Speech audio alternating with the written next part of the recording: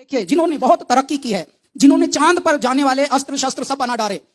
यानी जिनको हम कह सकते हैं डेवलप्ड कंट्रीज,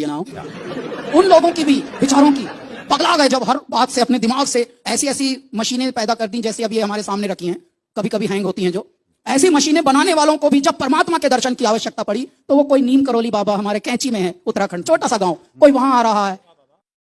सुरेश जी, कोई आ रहा है हमारे उत्तराखंड के चमोली में, कोई देवरा बाबा की शरण में आ रहा है, कोई चंपावत में, हमारे यहीं के लोग नहीं जा पाए, बनारस गए हैं। तो ऐसे जब ईश्वर के दर्शन की आवश्यकता होती है और तत्व की, शिवत्व की जब आवश्यकता होती है, जिन्होंने कीर्तिमान स्थापित किए हैं, एप्पल फोन बनाया है जिन्होंने,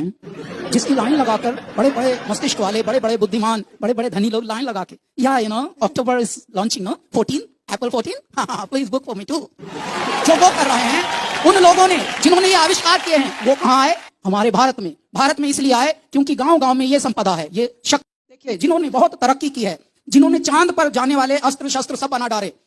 यानी जिनको हम कह सकते हैं डेवलप्ड कंट्रीज, उन लोगों की भी विचारों की पगला गए जब हर बात से अपने दिमाग से ऐसी ऐसी मशीनें पैदा कर दी, जैसे अब ये हमारे सामने रखी हैं, कभी कभी हैंग होती हैं। जो ऐसी मशीनें बनाने वालों को भी जब परमात्मा के दर्शन की आवश्यकता पड़ी, तो वो कोई नीम करोली बाबा हमारे कैंची में है, उत्तराखंड, छोटा सा गांव, कोई वहां आ रहा है, सुरेश जी, कोई आ रहा है हमारे उत्तराखंड के चमोली में, कोई देवरा बाबा की शरण में आ रहा है, कोई चंपावत में, हमारे यहीं के लोग नहीं जा पाए, बनारस गए हैं। तो ऐसे जब ईश्वर के दर्शन की आवश्यकता होती है और तत्व की, शिवत्व की जब आवश्यकता होती है, जिन्होंने कीर्तिमान स्थापित किए हैं,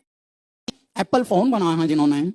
जिसकी लाइन लगाकर बड़े बड़े मस्तिष्क वाले, बड़े बड़े बुद्धिमान, बड़े बड़े धनी लोग लाइन लगा के, या October is launching 14 Apple 14, please book for me too, जो वो कर रहे हैं, उन लोगों ने जिन्होंने ये आविष्कार किए हैं, वो कहाँ आए? हमारे भारत में। भारत में इसलिए आए क्योंकि गांव गांव में ये संपदा है, ये शक्ति।